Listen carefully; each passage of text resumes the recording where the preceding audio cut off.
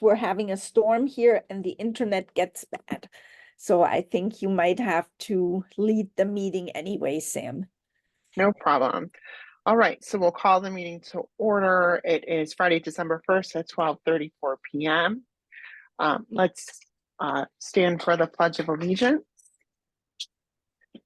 I pledge allegiance to the flag of the United States of America and to the republic for which it stands, one nation, under God, indivisible, with liberty and justice for all. And if we can move to the Goethe Pledge. As a citizen of the world, I will follow Goethe's circle of learning. Curiosity opens my mind, ideas lead to knowledge, responsible choices show respect, cooperation strengthens others, learners are courageous, empathy creates community. Als ein Bürger dieser Welt folge ich dem Kreis des Lernens. Neugierig, ideenreich, respektvoll, kooperativ, mutig, empathisch. Thank you. Let's move to a roll call. I know Yasir's not here yet. Frank is not here yet. Pete? I'm here, I guess. Excellent. Katrin? Present. And I am here as well. Now let's move to the approval of the agenda as presented. Do I have a motion to approve the agenda? I can move. And a second? I'll second. Great. Moved by Katrin, seconded by Pete. All in favor? Pete? Yes. Katrin? Yeah. I approve as well. So let's move on to public comment. Casey?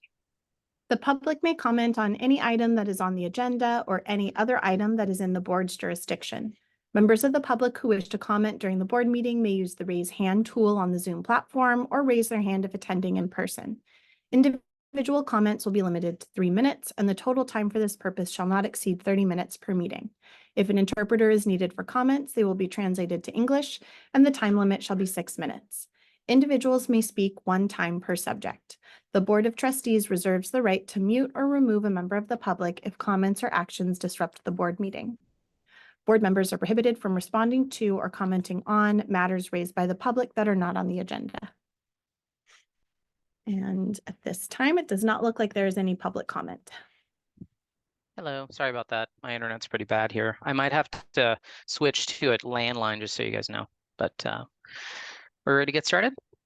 We already started and we have everything done up to the public comment or including public comment, and we're at items for discussion and action right now. Do you want to take over, or do you want Sam to go through the meeting since you might have internet issues? You know what? Sam, if that's okay with you, do you mind? Oh, You're on mute. muted, Sam. Sorry, no worries. So the first thing on the agenda is the approval of the, they're all under the executive director search update. The first item is the approval of the salary range for executive director position. Do I have someone to move that item?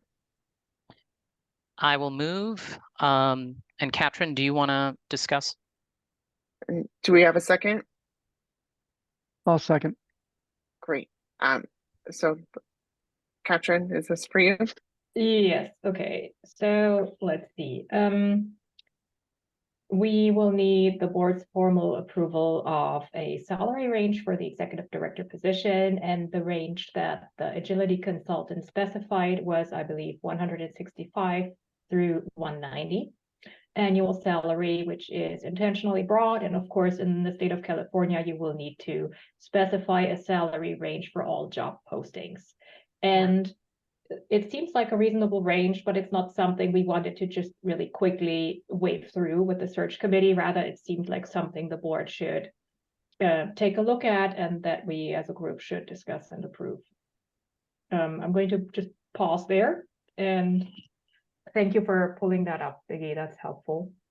Yeah, Casey pulled it up, so I don't want to take credit for something I'm not doing, but yes. Thank you, Casey, for pulling it up.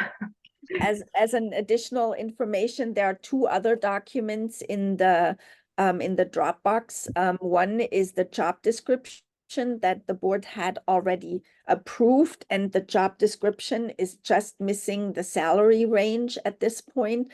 And Agility would would launch the job description for the search as soon as the salary range is approved. That's one. And then the other document, Casey, is an executive summary that Nora put together, which basically says what Katrin just summarized. And it also has, again, the timeline that the board has agreed on before, just as a review again. And as I said, it just the salary range is missing right now. Let's turn to discussion on this. Yasir, do you have any discussion? Nope, this is in line with our previous assessment for Chris, and I mean, obviously it's a range, and the candidate will the background of the candidate will determine the final salary, but I'm okay with this scale. Pete, did you have any questions or comments? No, I'm good, thanks. I did have one question. I saw that there were 2 ranges recommended within the recommendation. So there were, if you can scroll down to the next page. So if it's not there, it says, based on a survey, we recommend a base salary of 192 to 234 for this position. And then if we were to remove the ERI salary role benchmark, then that would move to the 171 to 199 range. And so I was just wondering what the significance of removing that one benchmark was, and if there were any further discussions you could share about the going with one range over the other. As far as I'm concerned, in the discussion, they didn't even mention any of this. They said, and it's also in a couple of emails, that they would recommend I think 160 to 190. So why it says here something else, they didn't explain that or give any comment to that toward me. But maybe Katrin or Yasir, you had other conversations with them as board members. I personally did not have further communication with the search firm, and I also only know what was discussed during our search committee meetings, and I echo the range that Biggie just said. And they did not mention anything regarding the Economic Research Institute, so I unfortunately don't have any further information on that. So what again is the range that they've recommended? What were the numbers that you listed, Katrin? It's 160 to 190. That's what they wrote in a couple of emails, yes. Yeah. Okay. So clearly I don't have a concern that exceeds any sort of rational benchmark, because that would be one of our concerns if we were too high. But I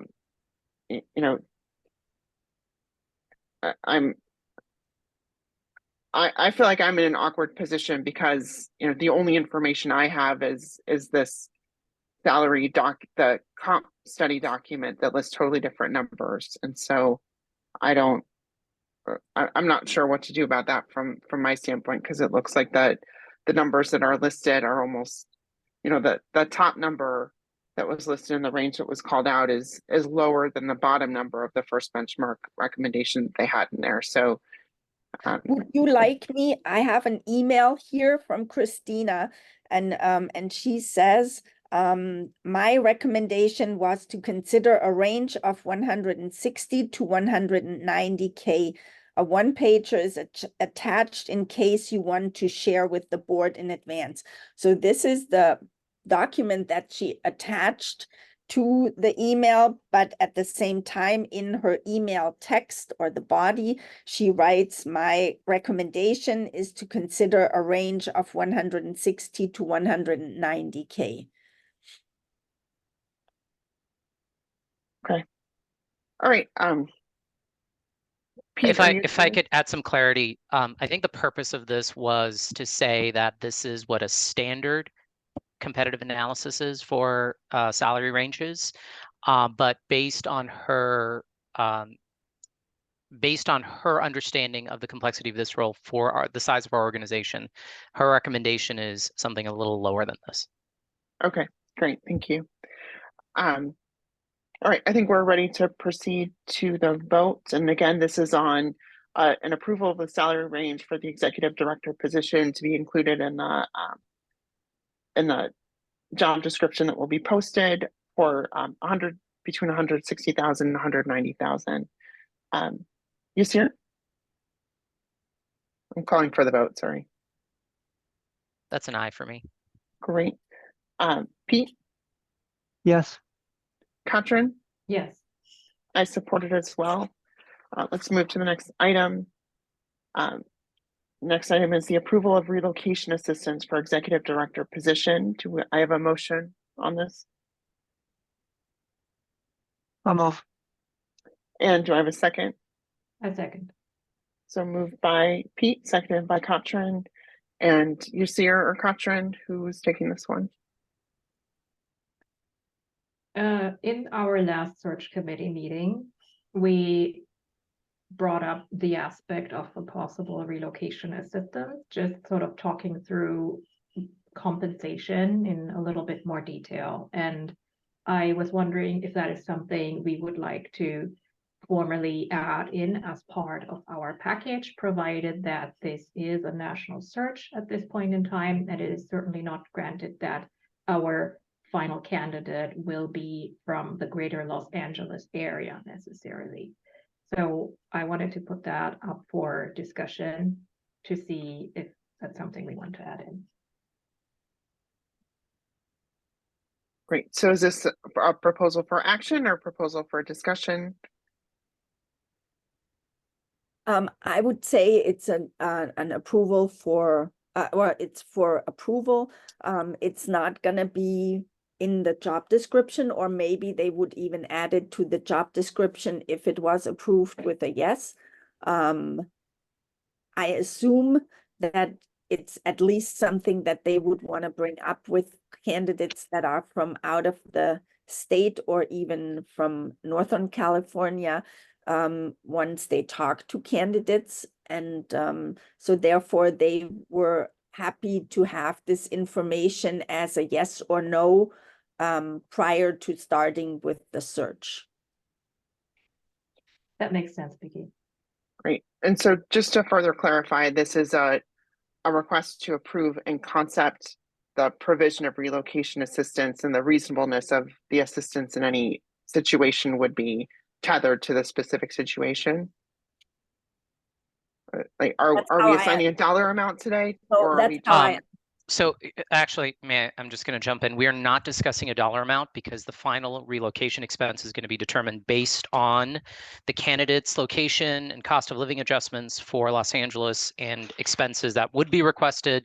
This is just to say, like, if that does come up, like that we are okay with saying to a candidate, to the right candidate, that we're going to give them a relocation allowance. The amount of that will be decided at a later point when we finalize negotiations and approve the contract. Okay, great, thank you. But it should, sorry, it should be clear that that's a one time. I mean, the fact that there's higher that it costs more to live in Los Angeles is irrelevant, because we're not going to subsidize housing. We're just going to do a one time moving cost. Sorry, that's what I meant. Not anything to do with cost of living. Correct? Yes, that's going to No, be part of I salary. Yeah, no, I figured that's what you meant. I just wanted to make sure, because this stuff gets recorded and so. Yep. Great. Are there further questions, Katrin? I don't have questions. Okay, let's move to a vote on this. Yusir? That's an aye for me. Pete? Yes. Katrin? Yes. And I also approve. Let's move to the next item on our agenda, item B, approval of Kirsten Paul as staff member on the Finance Committee. Yeah, so Do we've, oh, sorry. Yeah, you need to. Can someone please move this for me?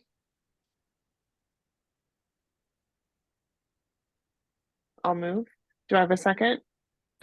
Sorry, I So- had a little issue there. Yeah, All right, Pete, I'll second. All right, Biggie? So we had pretty long time now out for conversation, and also the postings out for additional members to the finance committee, since after Dr. Jones left and Frau O'Neill left, there were only 2 members left, Frank and myself.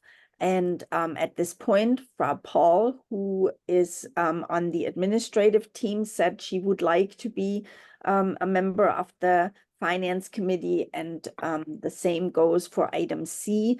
A parent came forward and said that she would be very interested, and she attended the last meeting of the finance committee. Frank met her and said that she would be a good fit.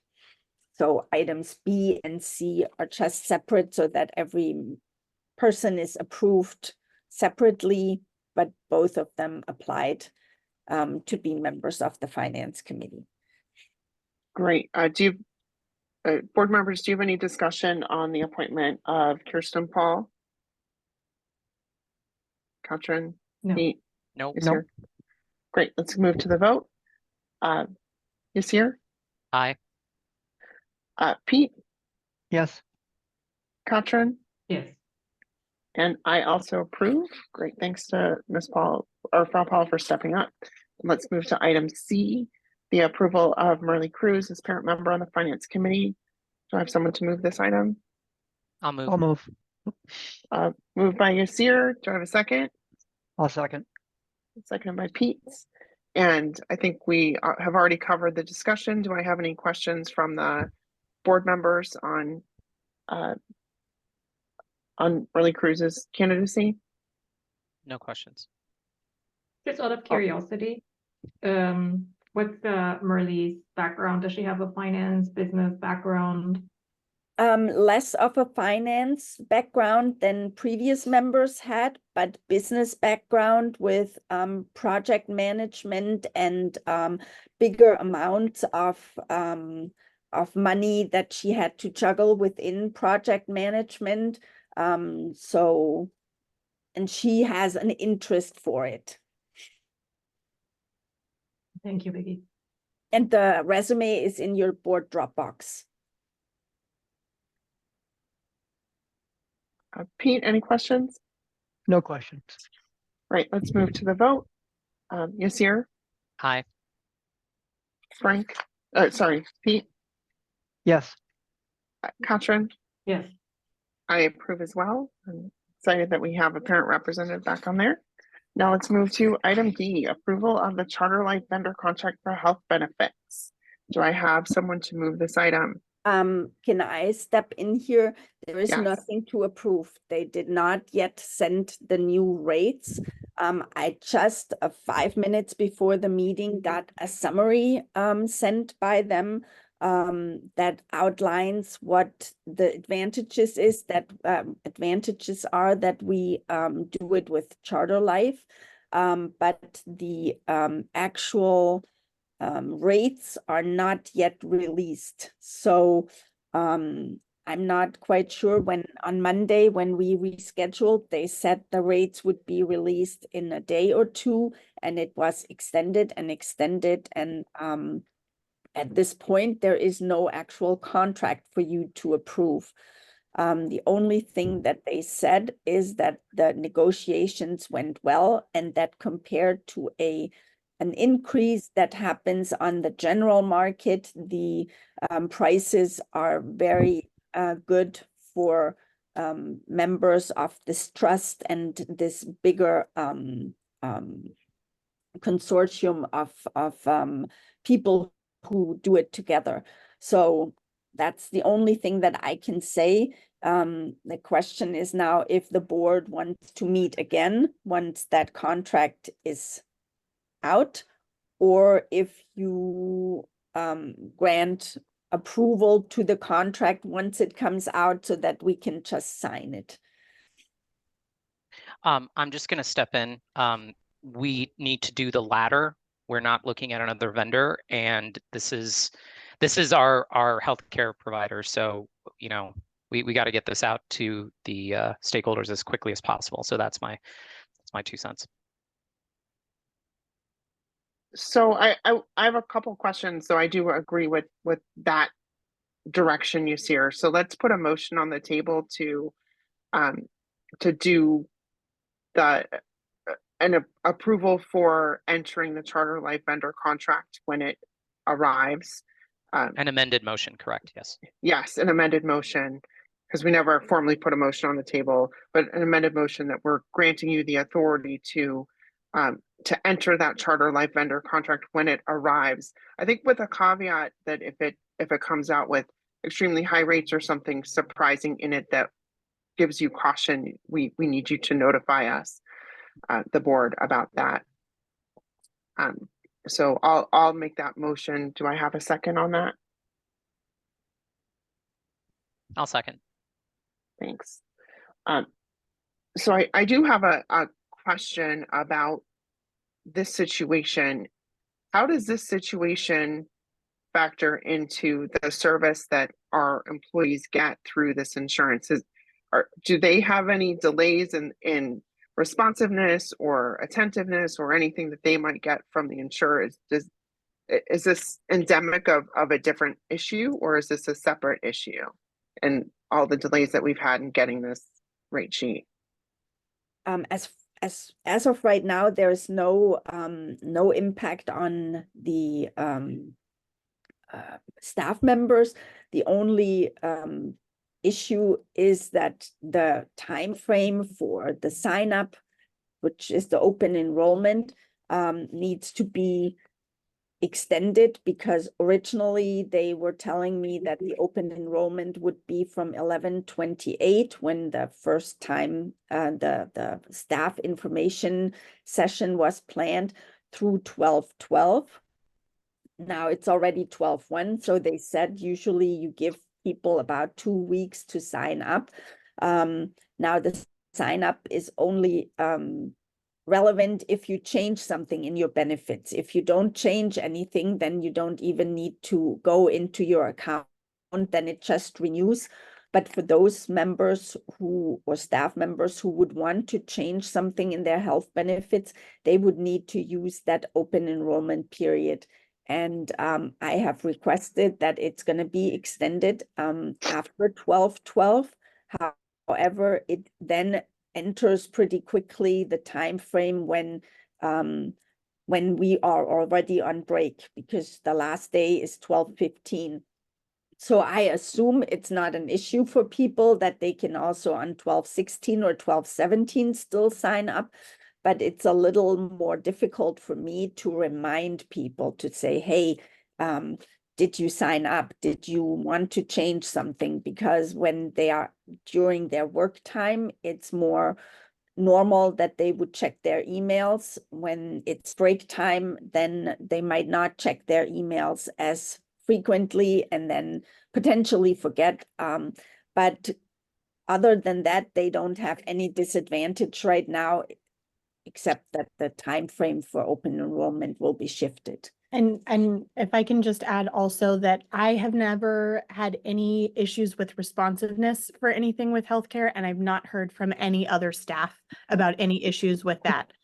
This is a unique situation connected directly with getting the updates. And I think it is really connected with the fact that they try to negotiate very good rates for their members of the trust, and that just took longer than they thought. And now with all the documents that they need to prepare, it just took longer.